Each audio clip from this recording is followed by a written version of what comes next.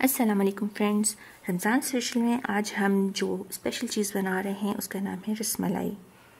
इसको बनाने के लिए जो प्रोसीजर और इंग्रेडिएंट्स हैं वो मैंने डिस्क्रिप्शन बॉक्स में उसका लिंक शेयर कर दिया and you must watch it before making it. चलें, ये देखें, ये डो ऑलरेडी मैंने बना के रखा हुआ है। इसमें मैंने बेकिंग पाउडर ऐड करना है और उसको अच्छी तरह गूंद लेना है। रसमलाई बनाने के लिए लम्स बिल्कुल रेडी हैं। इनको 15 मिनट्स रख के रूम टेम्परेचर पे छोड़ दें। ये दूध को मैंने ऑलरेडी चीनी और इलायची डाल के बॉइलिंग होने के लिए छोड़ दिया था। जैसे ही इसमें बॉयल आए आप तमाम बॉल्स 1 बाय 1 करके इसमें ऐड करते जाएं।